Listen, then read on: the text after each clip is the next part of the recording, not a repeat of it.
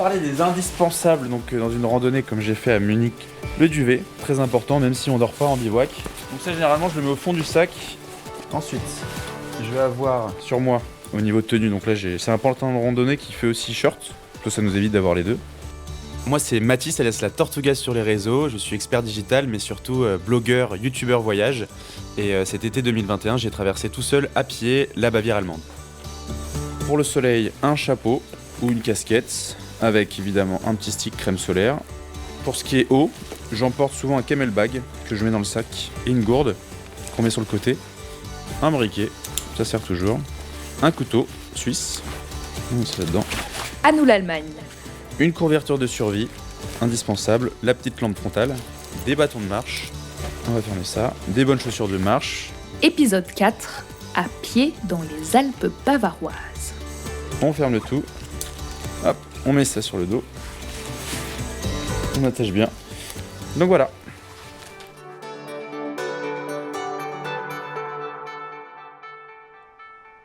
Mathis aime randonner seul. Sur les réseaux, il est Tortuga Vidéo. Vous l'avez peut-être suivi en Islande ou sur l'île de la Réunion. L'été dernier, il est parti de Munich pour traverser les Alpes jusqu'à Venise. Il revient avec nous sur les 4 premiers jours passés en Bavière dans un décor spectaculaire. Gorges, cascades, montagnes flirtant avec les 3000 mètres, châteaux de contes de fées, églises et abbayes nichées en altitude. Quand il ne crapahute pas, Mathis se pose à Suresnes, près de Paris. C'est de là qu'il nous raconte sa rando en solo au sud de l'Allemagne, du côté des Alpes bavaroises.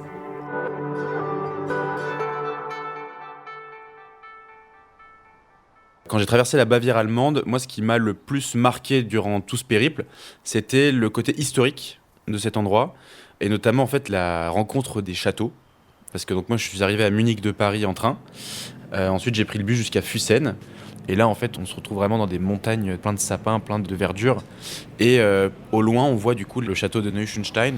C'est le château qui a inspiré Disney pour réaliser le château de Disney. Et donc tout autour il y a une grande forêt verte. Il n'y a aucune habitation autour. Et en fait, le fait d'être tout seul là-dedans, j'avais l'impression d'être dans un autre univers, justement, d'être dans une attraction Disney. Donc c'est un spectacle féerique. Et puis moi, quand j'y suis allé, il faisait un peu gris. Je pensais que j'allais pas le voir. Au final, je l'ai vu. Et ça a même donné une ambiance très mystique. On croirait voir Cendrillon tout en haut de la tour. Et j'avais l'impression de me retrouver dans un de mes bouquins, quand j'étais jeune, que je lisais de fantasy, d'Harry Potter ou de Eragon, à l'époque où tu traversais des contrées dans des châteaux. Donc j'étais sur le cul, faut le dire. Et évidemment, quand on croise des magnifiques édifices comme ça, on prend le temps un peu de se renseigner sur l'histoire, etc.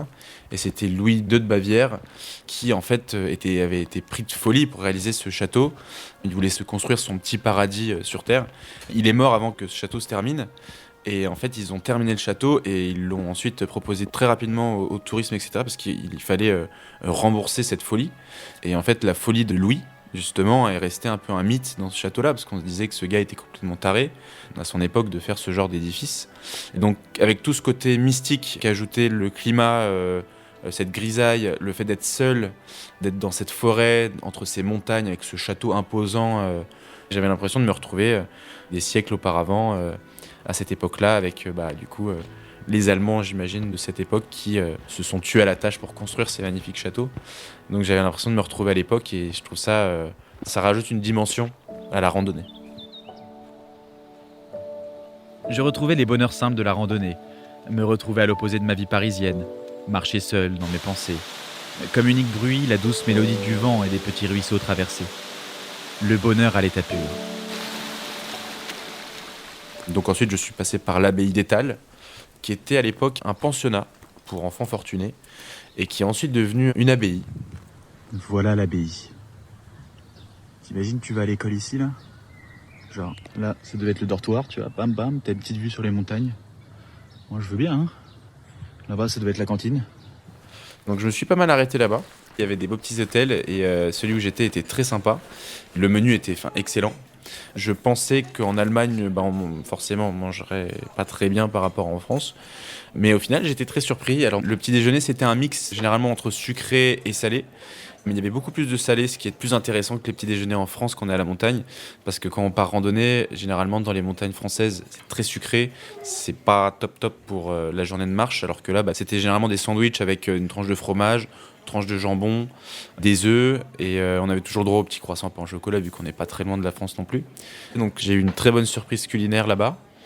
Et en fait, ce qui m'a beaucoup ému, justement dans cette Bavière, comme je disais, c'est le côté historique. Parce que du coup, avant d'arriver à Étal, j'ai enchaîné les châteaux. Je suis passé par le château de Oschenschau. Alors, je ne sais pas du tout comment on prononce bien les noms des villes. Pendant la 3e journée, je suis passé par Sachsenhaus. Voilà. Puis, je suis passé par la vallée de Linderhof. Et c'est dans cette vallée de Linderhof où, justement, il y a le château de Linderhof. Et pareil, c'était un château qui sortait de nulle part. Donc... du coup, je suis passé par ce château qu'on appelle le Petit Versailles, qui était aussi un pavillon de chasse aussi à l'époque, comme Versailles, qu'ils ont transformé en château. Donc pareil, avec sa cour, sa grande fontaine, etc. Donc ça, c'était vraiment les monuments historiques que j'ai pu visiter tout au long. Donc en fait, j'enchaînais forêt, montagne et château. Bon, je viens de monter tout en haut d'un col. J'étais pas censé emprunter cette voie, grand angle avait barré. Je pense qu'en tant que piste, c'était un peu dangereux, mais je voulais absolument voir un bouquetin. Ça a pas mal grimpé, au moins j'en ai vu un. Là, j'en arrive au sommet, mais on voit vraiment que dalle encore. Juste là. Je crois qu'il a un petit peu peur de moi. Même s'il sait que je suis pas trop en danger. Hello! Donc au niveau paysage, c'était magnifique. J'ai eu le souffle coupé tout du long. Je suis passé par plusieurs GR. Tout était très bien balisé. C'est avec les mêmes signes que chez nous en France pour les GR. Donc c'est un itinéraire qui était plutôt classique. Alors le dénivelé positif était assez costaud. C'était à peu près 1000 mètres de dénivelé par jour. Et en termes de kilomètres, alors ça dépendait des étapes. Généralement, c'était entre 10 ou 15 kilomètres. J'ai pas eu d'accrochage, j'y suis quasiment allé sans trop me préparer. Puis c'est très bien desservi aussi dans cette partie de l'Allemagne, même dans les montagnes, au niveau des bus. Donc c'était très intéressant parce que du coup j'ai pu voir une diversité de paysages en peu de temps. Donc c'était vraiment très vert, ça m'a beaucoup marqué. Il faut s'imaginer des petits ruisseaux avec beaucoup de végétation, plein de sapins, plein de verdure. Le bruit du vent aussi qui passe légèrement sur les arbres autour de nous. Et au loin, les cloches qui tintent des vaches, parce que c'était très vache.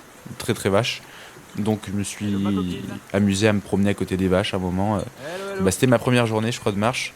Et je m'étais arrêté dans un petit refuge qui était fermé. Et puis les vaches étaient venues vraiment jusqu'à moi parce qu'elles voyaient que je mangeais, c'était curieuses. Et oui, donc elles étaient tout autour de moi. Donc dès que je me levais, elles avaient un petit peu peur. On les entendait partir en courant avec leurs cloches. Mais les veaux étaient les plus curieux, donc ils restaient à côté. Et il y avait un petit veau qui a commencé un peu à me lécher la main. Donc voilà, c'était mon contact animal du séjour un peu. À nous l'Allemagne. Hello, aujourd'hui il fait plutôt beau. Je crois qu'il y a quelques petits nuages. Je me suis levé vers 7h. J'ai pris mon petit déjeuner vers 7h30, 8h. Et là je pars en direction des gorges de Partnack. La dernière claque visuelle que j'ai eue, c'était juste avant la frontière autrichienne, juste avant de passer la frontière avec le Tyrol en Autriche. Donc c'était le magnifique gorge de Partnack, très célèbre pour justement ses chutes d'eau. Puis là c'était vraiment un spectacle grandiose juste avant de quitter l'Allemagne. Et voilà, les gorges de Partnack. C'est plutôt impressionnant. Et là c'est l'autre côté. Il n'y avait personne. Et en fait, quand on arrive là-dedans, on se retrouve engouffré dans ces gorges qui conservaient cette espèce de mousse très verte sur une roche très foncée. Les arbres, on dirait presque que ça forme des lianes avec la végétation. Et on a au fond de cette gorge de l'eau qui s'écoule. Et on a l'impression d'être en Amérique latine ou un air islandais en fait. Moi qui ai traversé l'Islande à pied du nord au sud, ça m'avait rappelé un peu les gorges islandaises. Donc en fait, j'avais plus l'impression d'être en Allemagne. C'était un gros choc de voir quelque chose de si beau. D'un coup, j'avais l'impression d'être parti à des centaines de milliers de kilomètres de Paris, quoi. D'ailleurs, là, je suis dans la ville de Garmisch et pour l'occasion, Grand Angle m'a réservé une chambre dans un hôtel 3 étoiles. On peut pas être aventurier tous les jours, il faut bien en profiter de temps en temps. Hein, chérie? Ah non, c'est vrai, je suis tout seul.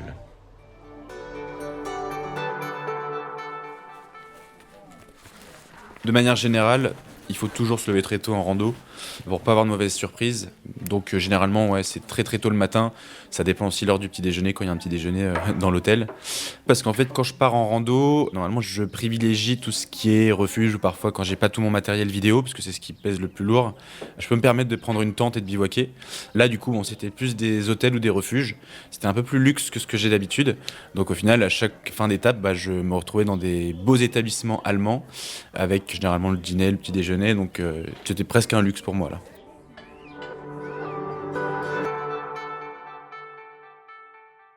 Moi, j'étais allé une seule fois en Allemagne, c'était à Osnabrück, dans le nord. J'avais été agréablement surpris par les rencontres à cette époque-là, donc c'était un échange d'école, j'étais au lycée. Et donc ça, c'était ma deuxième rencontre avec l'Allemagne, donc j'ai pas pour l'habitude d'y aller. Et j'espère y retourner, parce que j'ai été très très surpris. Moi, j'ai fait beaucoup de rando, et c'était la rando la plus culturelle que j'ai eue. Donc niveau historique, j'ai appris plein de trucs, ce qui normalement n'est pas très courant en rando aussi. Ce qui m'a le plus marqué, c'est cette couleur très très verte et flashy qu'on avait dans les montagnes. Parce que dans les Alpes françaises, on a quand même plus l'habitude d'avoir des terrains quand même assez secs, très caillouteux. Et là, en fait, on se retrouve vraiment dans des montagnes très verdoyantes. Et c'était mon plus grand point positif, je pense. Et j'avais cette idée de l'Allemagne très pluvieuse, très grise. Alors quand je suis arrivé, évidemment, j'étais dans le cliché. Mais c'est vite parti, parce qu'après cette petite séquence de pluie, à la fin de mon périple en Allemagne, en tout cas, il a commencé à faire très beau. Donc, ce qui était pour les paysages encore plus incroyable, parce que du coup, c'était ce vert éclatant qui venait d'après les pluies, et là, d'un coup, il faisait du soleil. Donc, s'il y a des gens qui nous écoutent, qui sont des passionnés de randonnée, qui n'ont jamais fait la Bavière allemande, c'est un must. C'est très connu chez les randonneurs. Quand j'y suis allé, toute ma communauté sur les réseaux m'a dit « Mais la Bavière, c'est magnifique, tu vas voir, c'est incroyable. » Donc, en fait, j'ai découvert une partie de l'Allemagne qui était très surprenante et très riche culturellement et visuellement. Il faut le faire en tant que randonneur. C'est un must quand on aime la randonnée, et surtout qu'on est en France, on connaît les Alpes. C'est pas loin de chez nous, donc il faut y aller. Merci beaucoup à Mathis, alias Tortuga Vidéo, de nous avoir embarqués à ses côtés au milieu des montagnes allemandes. Vous pouvez retrouver son périple en images et en vidéo sur son site internet et sa chaîne YouTube. Si vous souhaitez à votre tour sillonner ces paysages, rendez-vous sur le site germany.travel ainsi que sur les réseaux sociaux Facebook et Instagram. Et pour ne rien rater des prochains épisodes, n'oubliez pas de vous abonner sur Apple Podcast ou sur Deezer par exemple. Gute Wanderung und bis bald!